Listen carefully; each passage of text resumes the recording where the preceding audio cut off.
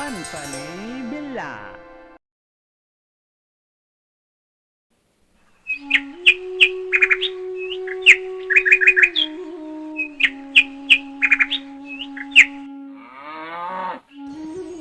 एक समय की बात है, एक गांव में एक गरीब किसान रहा करता था।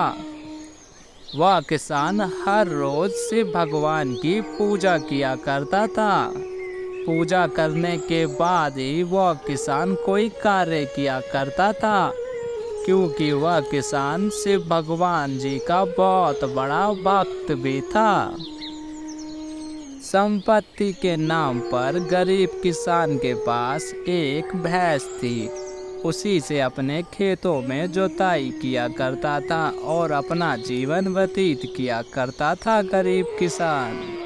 ओम नमः शिवाय, ओम नमः शिवाय, ओम नमः शिवाय, ओम नमः शिवाय, ओम नमः शिवाय। हो इनकी तो अभी तक पूजा खत्म ही नहीं हुई। सुबह से एकदम सर दर्द कर रखा है इनने तो। 1 घंटा हो चुका है पर इनकी पूजा है खत्म होने का नाम ही नहीं लेती। सुनते हो जी, खेतों में नहीं जाना है क्या तुम्हें आज? कितनी देर तक पूजा करते रहोगे? तुम्हारे पूजा करने से तुम्हारा पेट और मेरा पेट नहीं भर जाएगा। घर कैसे चलेगा? घर चलाने के लिए तुम्हें काम काज तो करना होगा। पूजा से ही सब कुछ नहीं होता। कैसा मर्द है, सुनता ही नहीं है मेरी तो।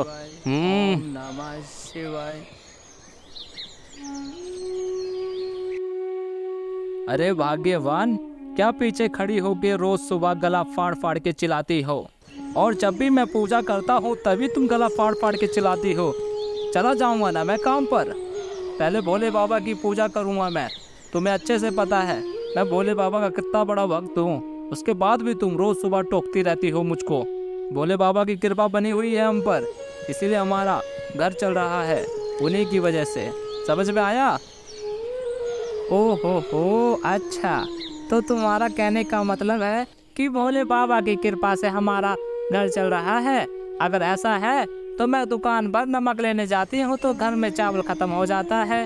तुम्हें रोज सुबह चाय चाहिए होती है, मैं चाय बनाने जाती हूँ तो चाय पत्ती खत्म हो जाती है, चीनी खत्म हो जाती है। इतने ही कृपा है तुम्हारे भोले बाबा की हम पर, तो हमारी समस्या पूरी क्यों नहीं कर देते? हमारा दुख तकलीफ दूर क्यों नहीं कर देते एक ही झटके में? क्यों हमें ऐसे तकलीफ दे रहे हैं तुम्हारे भोले बाबा? बोलो अब क्या हुआ? बोलती बंद हो गई ना तुम्हारी?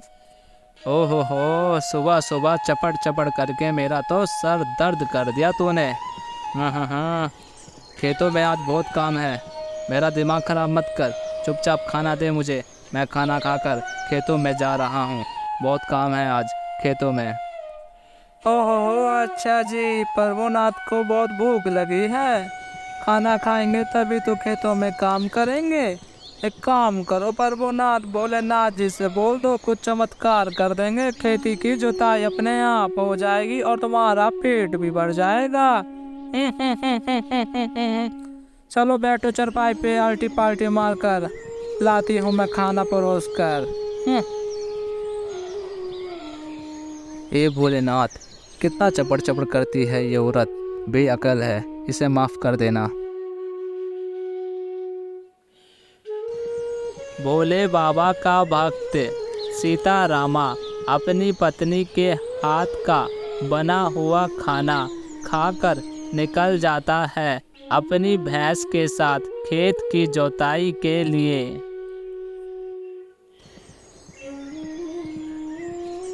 सीतारामा कुछ देर बाद अपने खेत में पहुंच जाता है और खेती करना शुरू कर देता है।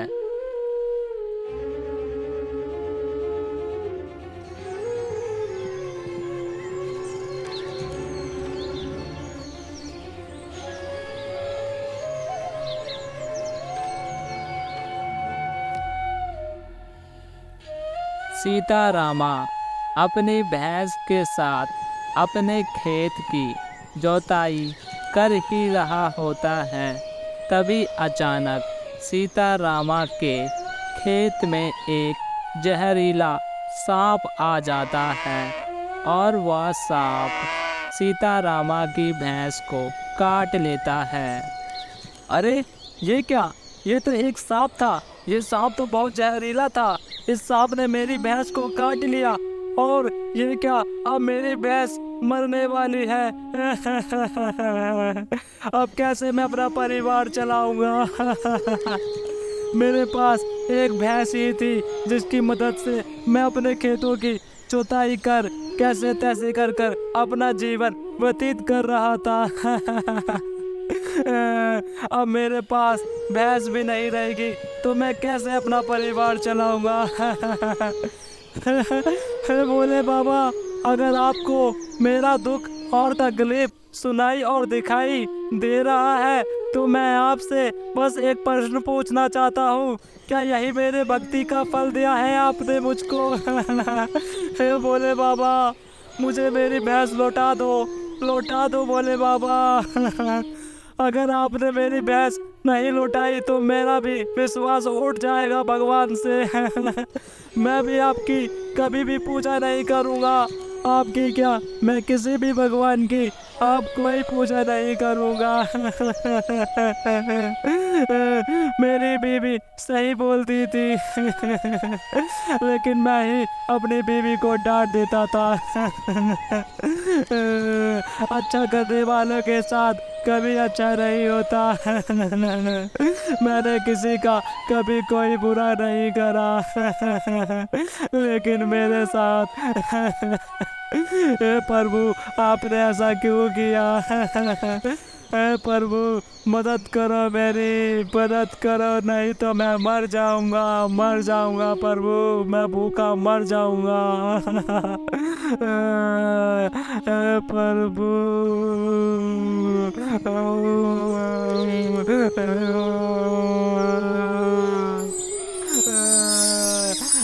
प्रभु। सीताराम, देखो सीताराम, मैं आ गया। मैं अपने भक्तों को कभी भी नाराज नहीं करता सीताराम। आप आ गए भोले बाबा, आप आ गए। मुझे पता था आप अपने भक्त की पुकार सुनकर जरूर आओगे। मैं बहुत तकलीफ में हूँ भोले बाबा। बोल बच्चा, तुझे क्या तकलीफ है? भोले बाबा, आप तो इस संसार के जगदाता हो, आपको तो सब मालूम है। आपसे कुछ नहीं छुपा भोले बाबा। मेरे पास एक ही भैंस थी, उसी भैंस से खेतों की जुताई करता था मैं भोले बाबा। पर अब उस भैंस को एक जहरीले सांप ने काट लिया और मेरी भैंस अब मरने वाली है भोले बाबा। अब मैं अपना परिवार कैसे चलाऊंगा भोले बाबा, कैसे चलाऊंगा। मेरी भैंस लौटा दो भोले बाबा, मुझे बस इतना ही चाहिए। लौटा दो भोले बाबा, मेरी भैंस को लौटा दो। सीतारामा, तुम मेरे बहुत अच्छे भक्त हो, इसीलिए मैं तुम्हारी मदद करने आया हूँ। मैं अपने अच्छे भक्तों को कभी भी नाराज नहीं करता। लेकिन सीतारामा, मैं तुम्हारी सिर्फ एक ही विश पूरी करूँगा, इसीलिए सोच विचार कर कर बताओ कौन सी विश तुम्हारी पूरी करनी है। बोले बाबा, अगर ऐसी बात है तो मेरी इच्छा है आप मेरी भैंस को जिंदा कर दो। मुझे कुछ नहीं चाहिए, बस मुझे मेरी भैंस चाहिए। बचपन में ही मेरे माँ बाप गुजर गए थे, सिर्फ यही भैंस थी मेरे पास, कोई नहीं था मेरे पास। इस भैंस के साथ ही मेरा बचपन बीता है, इसीलिए भोले बाबा मैं इस भैंस को खोना नहीं चाहता। वापस लौटा दो भोले बाबा, मेरी यही इच्छा है, मेरी भैंस को वापस लौटा दो भोले बाबा। सीतारामा, तुम बहुत ही नेक, ईमानदार और सज्जन व्यक्ति हो। मैं तुमसे बहुत खुश हुआ। मैं तुम्हारी एक विश पूरी कर सकता हूँ, बदले में तुम जो मांग लो। अगर तुम्हारी जगह कोई दूसरा व्यक्ति होता तो वो मुझसे सोना चांदी या ढेर सारा धन मांगता, लेकिन तुमने अपनी भैंस को बचाने की इच्छा मांगी। तुम बहुत ही महान हो सीतारामा, मैं तुमसे बहुत खुश हुआ। मैं अपनी तरफ से तुम्हें सीतारामा उपहार देना चाहता हूँ। ये तुम्हारी बंजर जमीन कभी भी बंजर नहीं रहेगी। तुम्हारी जमीन पे हमेशा गेहूं, चावल, दाल की फसलें खिलखिलाएगी। बारिश हो या ना हो, फिर भी तुम्हारे खेत की फसलें लहराएगी। सीतारामा, तथास्तु।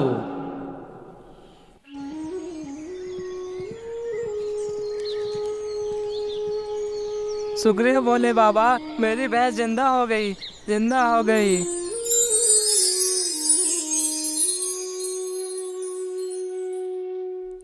अरे ये क्या, मेरे बंजर जमीन पर गेहूं की फसलें अपने आप उग रही है। ये तो भोले बाबा का चमत्कार है। भोले बाबा ने बोला था तेरी बंजर जमीन अब बंजर नहीं रहेगी। ओ ये भोले बाबा, आपका बहुत बहुत शुक्रिया, बहुत धन्यवाद भोले बाबा। अब मेरी बीबी भी मुझसे बहुत खुश होगी। अब हम भी अमीर बन जाएंगे। देख रही है ना भैंस, भोले बाबा का चमत्कार है ये सब। तो प्यारे बच्चों, इस कहानी से हमको ये सीख मिलती है, जिस इंसान की सोच और नियति अच्छी होती है, जो व्यक्ति ईमानदार और सच्चे दिल से मेहनत करता है, भगवान भले ही उसे देर से देते हैं, लेकिन जब भी देते हैं तो इंसान की सोच से भी ज़्यादा देते हैं।